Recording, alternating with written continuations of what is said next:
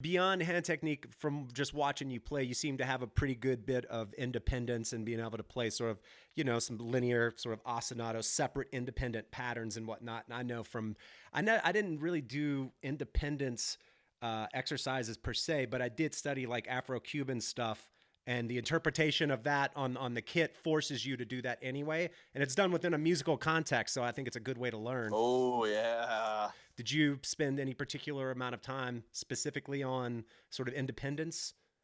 I did, and it's kind of funny. Some of it was from what I was taught because of, like, the jazz studies, clang clang a dang clang a shabba doo da ba ba doo da da boom da, going through all that and the Sure. Ted Reed stuff and doing all that, and then starting to get into Latin music and just understanding. It wasn't a poster back then, but, like, Tommy Igoe's like Groove Essentials, I think should be the 1 in the 2.0. Should just be Holy Bible for anyone who wants to play music for the rest of their life, either just for their life or for a living, because that tells you what you need to know.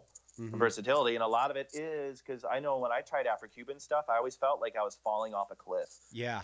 Because I just felt like I was placing things not in the right way, because where it was not normal for me. So I just felt weird and off and wrong. Totally. So yeah, I got into that. But then I discovered, when I was like 14, I bought the 1997 Modern Drummer Festival with Virgil Donati. Oh, God. That's another level. That changed my life, because I was just still kind of playing double pedal at that time, while I was everyone is still in the 90s kind of using double pedals for the end of songs and, little kicker parts. Yeah. And ticket. And then I saw Virgil and I was like, holy crap. From Virgil, I discovered Thomas Lang. And then it was like those two I ate up. Oh, those guys are crazy. Learning all their stuff. But I never played that. Like, no one knows that I actually do that stuff. Not like them. I can't like them. Hell no. I mean, I could tell that your independence was good. That's why I'm asking you about it. It's interesting that it ties back to those two guys. It ties back to those two, and then the jazz stuff and the Tony stuff, the Billy Cobham stuff, the Buddy Rich stuff. And then I started just getting into the idea where I would put like an earbud on and work on a swing tune on the right side of my body, and then I turn on the radio and just pull up a song on the left side, and then I just with the left side of my body play that song. Whoa.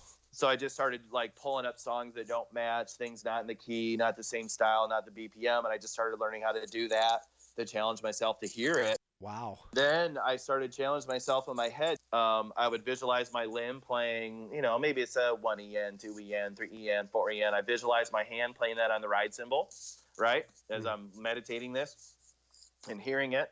And then I'll start singing the left hand part. And I get all the parts up there in my head, hearing up. And then I turn them up and down, right? Like on my own mixer. Yeah, and I do it in my head, and then I'd get to the kit and do kind of the same thing. So you want it to work both ways. You got to hear it in your head, just like if you can't sing the start of a song, you're fucked. Right. So it's kind of the same thing with independence. You got to be able to have it up here. For sure. It's not just a physical thing. I guess that's my biggest thing is, for me, I remember seeing this quote in high school, and it was about skateboarding, and I identified with it because I think fucking skateboarding is awesome, and I suck at it, but I get inspired by skateboarders, snowboarders, surfers. I watch them. I'm a fan. Yeah. But it said skateboarding is 10% physical, 90% mental. Say the same thing about fighting, like professional fighters, MMA guys and whatnot. Yeah, so much mental. Same thing with technique. Same thing with music. It's about what you got going ahead, how you can keep your head clean, how you prepare yourself mentally to perform or to connect, to communicate, how you're breathing, how you can get everything up here, because you got to think, you got to create, you got to deal with your emotions, your good days, your bad days. You got to live life and have a story to tell. Because if you're just super talented and awesome and play a certain way, like eventually you're going to get older and it's not cute anymore. Right.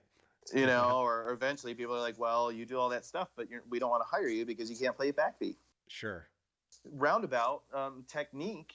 I mean, for those, it's funny to me because people know me as a social media drummer or like an online drummer, and that's the last thing I'd ever consider myself, because I play gigs, I play festivals or theaters, or I play a bar. I'll busk on a street. I teach I write or record. I play a ton of percussion, auxiliary percussion gigs, and I do a lot of shaker, brush, kick, snare, hat shit.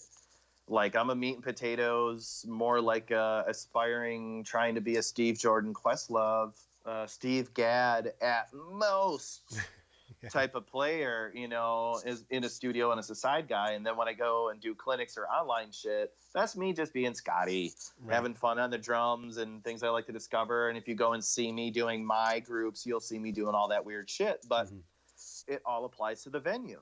Sure. I'm not going to do extremely dynamic, sensitive stuff in an arena because it will not translate. Right. You do that in a listening room or a very nice theater where you can do a pin drop.